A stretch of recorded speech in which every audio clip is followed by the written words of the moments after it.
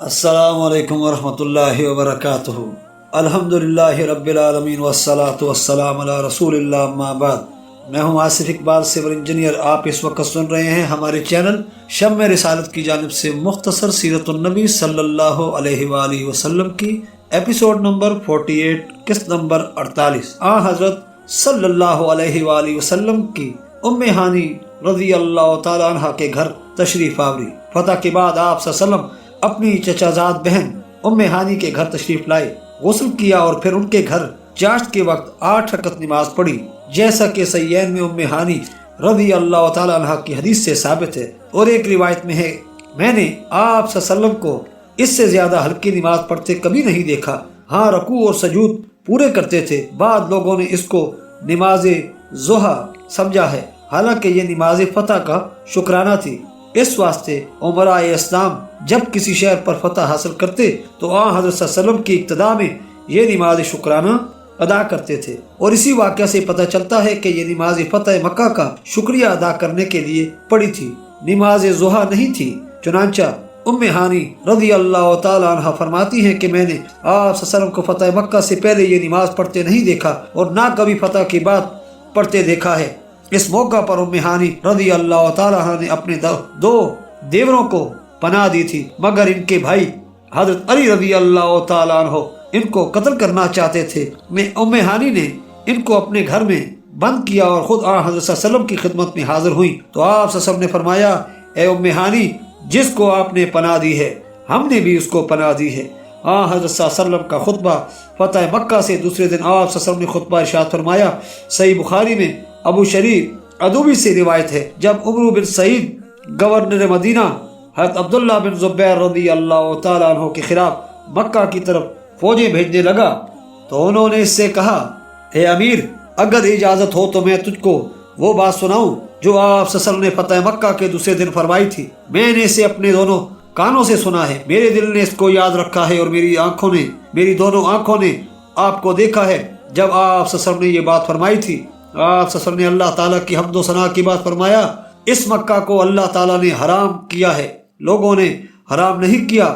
جس شخص کا اللہ تعالیٰ اور دن آخرت پر ایمان ہے، اس کے لیے حلال نہیں ہے کہ مکہ میں خونریزی کرے، اور نہ اس کے لیے حلال ہے کہ اس کے درخت کاٹے۔ اگر کوئی شخص رسول اکرم صلی اللہ علیہ وسلم کی لڑائی کو دلیل بنا کر اس میں لڑائی کرنا جائز سمجھے تو اس کو کہو کہ اللہ تعالیٰ نے اپنے رسول صلی اللہ علیہ وسلم کو اجازت دی تھی، تمہیں اجازت نہیں دی، اور اللہ تعالیٰ نے مجھے بھی دن کے کچھ حصہ میں اجازت دی تھی، اور آج اس کی حرمت اسی طرح ہے جس طرح کل تھی۔ جو یہاں موجود ہے وہ ان لوگوں کو پہنچا دیں جو یہاں حاضر نہیں ہیں۔ صحیح مسلم میں حضرت ابن عباس رضی اللہ تعالیٰ عنہ سے مروی ہے، رسول اللہ صلی اللہ علیہ وسلم نے فتح مکہ کے دن فرمایا، آج مکہ سے ہجرت ختم ہو گئی ہے، ہاں جہاد اور اس کی نیت باقی ہے، جب تمہیں جہاد کے لیے بلایا جائے تو اس کے لیے فوراً حاضر ہو۔ آپ صلی اللہ علیہ وسلم نے فتح مکہ کے دن فرمایا کہ اللہ تعالیٰ نے اس شہر کو حرام کیا ہے جس دن سے آسمان اور زمین پیدا کیے، پس یہ اللہ تعالیٰ کی حرام کرنے کی وجہ سے قیامت تک حرام ہے۔ مجھ سے پہلے اس میں لڑائی کسی کے لیے حلال نہیں ہوئی، میرے لیے بھی دن کا کچھ حصہ حلال تھا، اب پھر یہ اللہ تعالیٰ کے حرام کرنے سے قیامت تک حرام ہے۔ اس میں کانٹے دار جھاڑیاں نہ کاٹی جائیں، اس کا شکار نہ بھگایا جائے، اس میں گری چیز نہ اٹھائی جائے، مگر جس نے اعلان کرنا ہو وہ اٹھا سکتا ہے، اور نہ اس کی گھاس کاٹی جائے۔ اس پر حضرت عباس رضی اللہ تعالیٰ عنہ نے عرض کی، یا رسول اللہ صلی اللہ علیہ وسلم، اسخر کاٹنے کی اجازت دے دیں، یہ گھروں میں استعمال ہوتا ہے، لوہاروں اور سناروں کے استعمال کی چیز ہے۔ آپ صلی اللہ علیہ وسلم نے فرمایا، اسخر کی اجازت ہے۔ حضرت ابو ہریرہ رضی اللہ تعالیٰ عنہ سے روایت ہے، فتح مکہ کے دن بنو خزاعہ نے اپنے ایک مقتول کا بنو لیث سے مطالبہ کیا اور اپنے آدمی کے بدلے ان کا ایک آدمی قتل کرنا چاہا۔ حضرت صلی اللہ علیہ وسلم کو یہ پتہ چلا تو آپ صلی اللہ علیہ وسلم نے اونٹنی پر سوار ہو کر خطبہ دیا اور فرمایا، اللہ تعالیٰ نے مکہ میں لڑائی کرنے سے اصحاب الفیل کو روک دیا تھا اور اپنے رسول صلی اللہ علیہ وسلم اور اہل ایمان کو اس پر مسلط کیا ہے۔ خبردار، یہ مجھ سے پہلے نہ کسی کے لیے حلال ہوا ہے اور نہ آئندہ کسی کے لیے حلال ہوگا، مجھے بھی صرف دن کے کچھ حصے میں لڑائی کی اجازت ہوئی تھی، خبردار اب اس وقت وہ پھر حرام ہے، اس کے کانٹے نہ جھاڑے جائیں، اس کے درخت نہ کاٹے جائیں اور اس میں گری پڑی چیز نہ اٹھائی جائے۔ ہاں اگر کسی نے اعلان کرنا ہو تو اس کے لیے اٹھانا جائز ہے۔ آئندہ اگر کسی کا کوئی آدمی قتل کیا جائے تو اس کو اختیار ہے کہ وہ ان دو چیزوں سے جسے چاہے پسند کرے، یا تو دیت لے لے یا مقتول کے بدلے قصاص میں قاتل کو قتل کرا دے۔ ابو ہریرہ رضی اللہ تعالیٰ عنہ کہتے ہیں آپ صلی اللہ علیہ وسلم کا خطبہ ختم ہونے کے بعد یمن کا ایک آدمی آیا جس کو ابو شاہ کہا جاتا تھا۔ اس نے کہا یا رسول اللہ صلی اللہ علیہ وسلم مجھے یہ تقریر لکھوا دیجئے۔ آپ صلی اللہ علیہ وسلم نے حکم دیا کہ ابو شاہ کو یہ تقریر لکھ دو۔ حدیث میں لکھا ہے کہ ایک دفعہ بیت اللہ کا طواف کرتے وقت فضالہ بن عمیر بن ملول نے رسول اللہ صلی اللہ علیہ وسلم پر قاتلانہ حملہ کرنا چاہا۔ جب نزدیک آیا تو آپ صلی اللہ علیہ وسلم نے فرمایا فضالہ ہے؟ اس نے کہا ہاں۔ آپ صلی اللہ علیہ وسلم نے پوچھا کیا ارادہ کر کے آئے ہو؟ بولا کچھ نہیں، دل میں اللہ تعالیٰ کا ذکر کر رہا تھا۔ آپ صلی اللہ علیہ وسلم ہنس پڑے اور فرمایا اللہ تعالیٰ سے بخشش طلب کر۔ اپنا ہاتھ اس کے سینہ پر رکھا، اس کے دل میں سکون پیدا ہو گیا اور دشمنی جاتی رہی۔ بعد میں فضالہ کہا کرتا تھا خدا کی قسم جب آپ صلی اللہ علیہ وسلم نے اپنا ہاتھ اٹھایا تو آپ صلی اللہ علیہ وسلم سب مخلوق سے میرے نزدیک زیادہ محبوب تھے۔ فضالہ رضی اللہ تعالیٰ عنہ کہتے ہیں جب میں گھر گیا تو ایک عورت نے جس سے میں باتیں کیا کرتا تھا شعروں میں مجھے اپنی طرف راغب کرنا چاہا۔ میں نے بھی شعروں میں ہی جواب دیا۔ اس نے کہا آؤ چند منٹ باتیں کریں۔ میں نے کہا نہیں، اللہ تعالیٰ اور اسلام نے تم سے باتیں کرنے سے منع کر دیا ہے۔ فتح مکہ کے دن جب بت ریزہ ریزہ کیے جا رہے تھے تو محمد صلی اللہ علیہ وسلم ان کی جماعت کو دیکھ لیتی تو جان لیتی کہ اللہ کا دین غالب ہو گیا ہے اور شرک کے چہرے کو اندھیروں نے ڈھانپ لیا ہے۔ فتح مکہ کے دن صفوان بن امیہ اپنی جان بچانے کے لیے بھاگ گیا تھا۔ عمیر بن وہب جمحی نے اس کے لیے حضرت صلی اللہ علیہ وسلم سے امن کی درخواست کی تھی جو آپ صلی اللہ علیہ وسلم نے قبول کر لی اور ان کو بطور علامت اپنی وہ پگڑی عطا کی جو مکہ میں داخل ہوتے وقت آپ صلی اللہ علیہ وسلم نے اپنے سر پر باندھی ہوئی تھی۔ عمیر اس کے پاس گئے تو وہ اس وقت بحری جہاز پر سوار ہو کر کسی دوسرے ملک جانے کی تیاری کر رہا تھا۔ انہوں نے اس کو روکا اور کہا صفوان میرے ماں باپ تجھ پر قربان ہو، خدا سے ڈر اور اپنی جان کو ہلاکت میں نہ ڈالو۔ میں رسول اللہ صلی اللہ علیہ وسلم سے تمہارے لیے امن لے آیا ہوں۔ اور انہوں نے علامت کے لیے اپنا ماما عطا فرمایا ہے، مگر صفوان کو یقین نہیں آتا تھا، اس لیے اس نے کہا مجھ سے دور رہو، میں تجھ سے بات کرنے کو تیار نہیں ہوں۔ انہوں نے کہا صفوان میرا ماں باپ تم پر قربان ہو، تیرے چچا کا لڑکا سب سے افضل، سب سے بہتر اور سب سے زیادہ نیک برتاؤ کرنے والا ہے۔ اس کی عزت تمہاری عزت، اس کا شرف تمہارا شرف اور اس کی بادشاہی تمہاری بادشاہی ہے۔ صفوان نے کہا آپ صلی اللہ علیہ وسلم کی طرف سے مجھے اپنی جان کا خطرہ ہے۔ عمیر نے کہا وہ بڑے بردبار اور بڑے معزز ہیں، ان کی طرف سے کوئی خطرہ نہیں۔ چنانچہ ان کے تسلی دلانے سے صفوان واپس آ گیا اور رسول اللہ صلی اللہ علیہ وسلم کی خدمت میں حاضر ہونے کی بات کہا۔ اس نے مجھے یقین دلایا ہے کہ آپ صلی اللہ علیہ وسلم نے مجھے امن دے دیا ہے۔ آپ صلی اللہ علیہ وسلم نے فرمایا اس نے سچ کہا ہے۔ پھر اس نے کہا مجھے آپ صلی اللہ علیہ وسلم سوچنے کے لیے 2 مہینے کی مہلت ہے۔ آپ صلی اللہ علیہ وسلم نے فرمایا تمہیں 4 مہینے تک مہلت ہے۔ بیعت کے لیے لوگوں کا اجتماع، پھر لوگ بیعت کے لیے جمع ہوئے، چنانچہ آپ صلی اللہ علیہ وسلم بیعت دینے کے لیے صفا پر بیٹھ گئے۔ حضرت عمر رضی اللہ تعالیٰ عنہ آپ صلی اللہ علیہ وسلم سے نیچے بیٹھے تھے۔ پہلے وہ لوگوں سے عہد لیتے تھے، پھر وہ اپنی طاقت کے مطابق بات سننے اور فرمانبرداری کرنے کی آپ صلی اللہ علیہ وسلم کے ہاتھ پر بیعت کرتے تھے۔ تفسیر مدارک میں مذکور ہے جب آپ صلی اللہ علیہ وسلم مردوں کی بیعت سے فارغ ہوئے تو عورتوں سے بیعت دینے لگے۔ آپ صلی اللہ علیہ وسلم بدستور صفا پر موجود تھے اور حضرت عمر رضی اللہ تعالیٰ عنہ آپ صلی اللہ علیہ وسلم سے ذرا نیچے بیٹھے ان کو بیعت کا حکم دیتے اور آپ صلی اللہ علیہ وسلم کی ہدایات ان تک پہنچاتے تھے۔ ابو سفیان رضی اللہ تعالیٰ عنہ کی بیوی ہندا بھی بھیس بدل کر حاضر ہوئی تاکہ آپ صلی اللہ علیہ وسلم اس کو پہچان نہ سکے، اور اس نے جنگ احد میں حضرت حمزہ رضی اللہ تعالیٰ عنہ کی لاش کی جو بے حرمتی کی تھی اس کا انتقام نہ لیں۔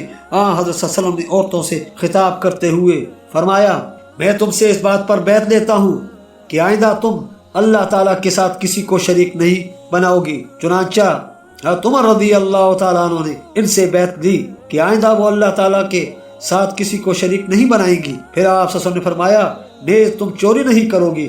اس وقت ہندا کہنے لگی میرا خاوند ابو سفیان بخیل آدمی ہے، وہ پورا خرچ نہیں دیتا، اس لیے میں اس کے مال سے بھی اس کی اطلاع کے بغیر کچھ لے لیتی ہوں۔ ابو سفیان رضی اللہ تعالیٰ بولے جو کچھ تم نے میری اطلاع کے بغیر لیا ہے میں وہ تمہیں معاف کرتا ہوں۔ آپ صلی اللہ علیہ وسلم اس کو پہچان کر ہنس پڑے اور پوچھا تم ہندا ہو؟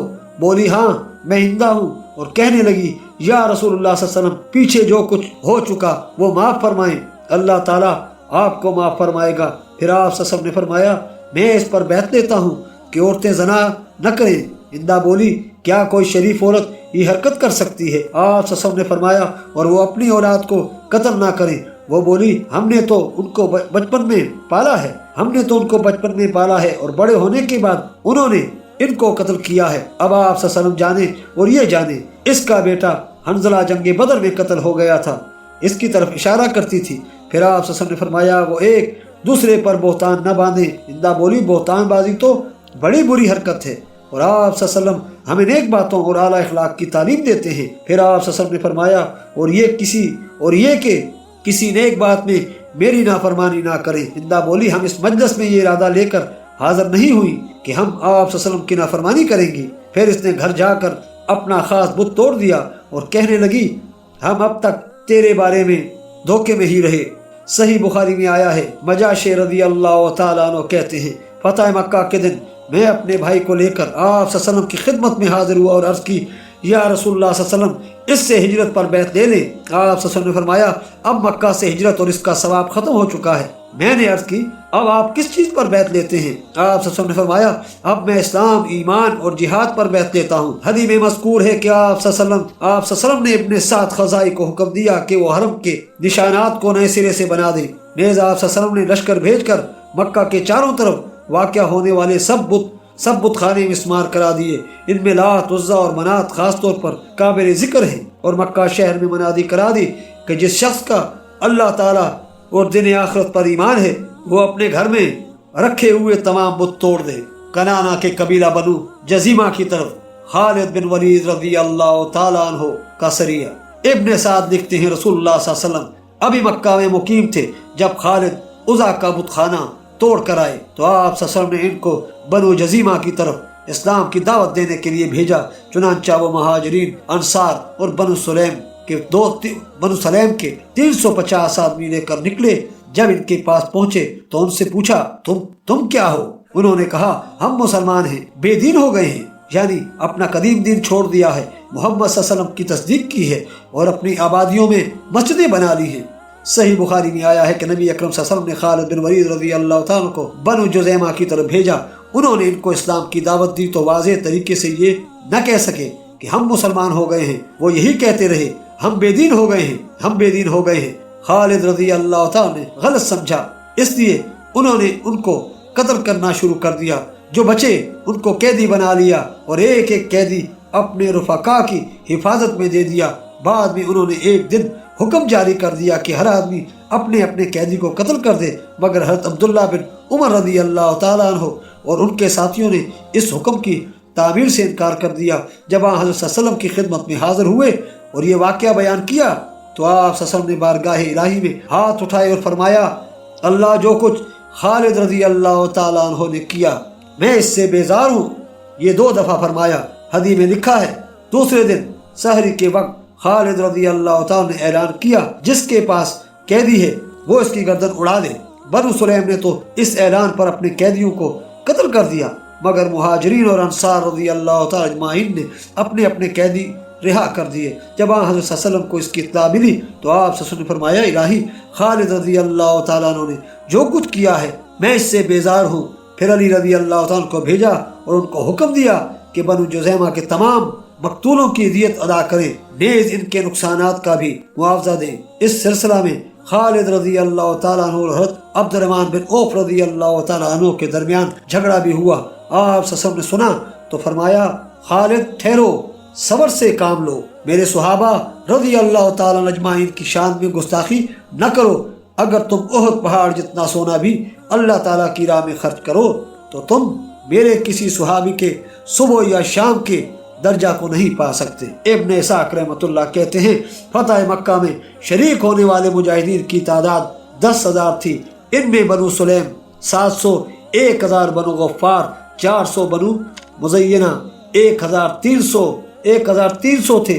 باقی سب قریش، انصار اور ان کے خلفاء اور دیگر قبائل بنو تمیم، بنو قیس، بنو اسد سے تعلق رکھتے تھے۔ فتح مکہ کے دن حضرت حسان بن ثابت رضی اللہ تعالیٰ عنہ فتح مکہ کے دن حضرت حسان بن ثابت رضی اللہ تعالیٰ عنہ نے درج ذیل اشعار کہے، ذات الاصباح اور جوا کے مقامات عذرا مقام تک سب مٹ گئے ہیں اور اب یہ سب جگہ خالی پڑی ہیں۔ یہاں شاہان حنان کے محلات واقع تھے جن سے ایام جاہلیت میں حضرت حسان رضی اللہ تعالیٰ کو گراں قدر نذرانے اور تحائف وصول ہوتے تھے۔ موسلادھار بارشوں نے ان کے نشانات مٹا دیے ہیں۔ کسی وقت بڑے ملنسار اور سخی لوگ یہاں رہتے تھے اور اس کے مرغزاروں میں اونٹوں اور بکریوں کے ریوڑ چڑھایا کرتے تھے۔ اب اس قصہ کو چھوڑو اور یہ بتاؤ کہ اس خیال کا کیا علاج ہے جو عشاء کے بعد مجھے رات بھر بیدار رکھتا ہے۔ یہ عشاشہ نامی محبوبہ کا خیال ہے جس کی محبت نے مجھے پاگل بنا دیا ہے اور مجھے اس سے شفا حاصل نہیں ہوتی۔ یوں لگتا ہے کہ بیت راس اردن میں شراب تیار کرنے والا مشہور گاؤں ہے۔ مشہور گاؤں کی یہ عمدہ شراب ہے جس میں شہد اور پانی ملا ہوا ہے۔ جب کسی دن شرابوں کا تذکرہ ہو تو وہ سب اس عمدہ شراب پر قربان ہیں۔ اگر اس کے پینے کے بعد ہم میں جھگڑا و فساد ہو جائے تو ہم اس کی ذمہ داری اس شراب پر ڈال دیتے ہیں کہ اس کی مستی سے یہ حرکت سرزد ہوئی ہے۔ یہ ایسی عمدہ شراب ہے کہ اس کے پینے کے بعد ہم اپنے آپ کو بادشاہت وقت اور ایسے شیر سمجھتے ہیں جو لڑائی کے خوف سے پیچھے نہیں رہتے۔ لوگ کہتے ہیں کہ حضرت حسان رضی اللہ تعالیٰ عنہ نے یہ اشعار اسلام لانے سے پہلے کہے تھے اور آئندہ اشعار اسلام لانے کے بعد کہے ہیں۔ اگر ہمارے گھوڑوں کو غبار اڑاتے ہوئے مکہ مکرمہ کی خدا نامی گھاٹی پر نہ دیکھو تو خدا کرے وہ معدوم ہو جائیں۔ وہ گھاٹی پر چڑھتے ہوئے اپنی باغیں کھینچ رہے ہوں گے اور ان کے کندھوں پر خون کے پیاسے نیزے رکھے ہوں گے۔ اس دن بنو امیہ کی عورتیں ذلیل ہوں گی اور ان کو ذلت اور ہلاکت نے گھیر رکھا ہوگا۔ شہر میں داخل ہونے کے لیے ہمارے گھوڑے تیز دوڑ رہے ہوں گے اور عورتیں اپنے دو پٹوں سے ان کو پیچھے ہٹانے کی کوشش کر رہی ہوں گی۔ اگر تم ہمارے آگے سے ہٹ گئے تو ہم عمرہ کر لیں گے، مکہ فتح ہو جائے گا اور راز کھل جائے گا، اللہ تعالیٰ کا وعدہ پورا ہو جائے گا۔ اور اگر تم نے ہمارا راستہ نہ چھوڑا تو جنگ کے لیے تیار ہو جاؤ جس میں اللہ تعالیٰ جس کو چاہے گا عزت دے گا، اور اللہ تعالیٰ کے فرستادہ حضرت جبرائیل علیہ السلام ہمارے ساتھ ہوں گے جن کی برابری کا کوئی دم نہیں بھر سکتا۔ اللہ تعالیٰ فرماتا ہے، میں نے حق کی تبلیغ کے لیے اپنا بندہ بھیجا ہے جس پر کوئی پوشیدگی نہیں ہے۔ نیز فرماتا ہے، میں نے انصار کا لشکر بھیجا ہے جو لڑائی کے دھنی ہے۔ ہر روز ہمارے پاس ماد قریش کی طرف سے ہجو، لڑائی اور قیدی بنانے کی دھمکیاں آ رہی ہیں۔ جو شخص ہماری ہجو کرے گا ہم دندان شکن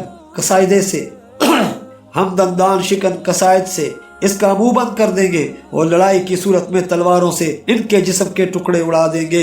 میری طرف سے ابو سفیان کو پیغام پہنچا دو کہ اب پردہ کھل چکا ہے اور معاملہ واضح ہو گیا ہے، اور اسے بتا دو کہ ہماری تلواروں نے تجھے غلام بنا دیا ہے اور لونڈیاں عبدالدار کی سردار بن گئی ہیں۔ تو نے محمد صلی اللہ علیہ وسلم کی ہجو کہی ہے، میں نے اس کا جواب دیا ہے جس کا معاوضہ مجھے اللہ تعالیٰ کی طرف سے ملے گا۔ تو ان کی ہجو کرتا ہے، حالانکہ ان کے برابر نہیں۔ خدا کرے کہ تم میں سے بدتر بہتر پر قربان ہو جائے۔ تو نے ایک بابرکت نیکوکار اور موحد انسان کی ہجو کہی ہے جو اللہ کا رسول صلی اللہ علیہ وسلم اور وفا شعار ہے۔ تمہارا رسول اللہ صلی اللہ علیہ وسلم کی ہجو کرنا یا مدح اور مدد کرنا برابر ہے، یعنی تمہاری ہجو کا کوئی نقصان اور مدد کا کوئی فائدہ نہیں۔ میرا باپ، میرا دادا اور میری عزت محمد صلی اللہ علیہ وسلم کی عزت کے لیے ڈھال ہے۔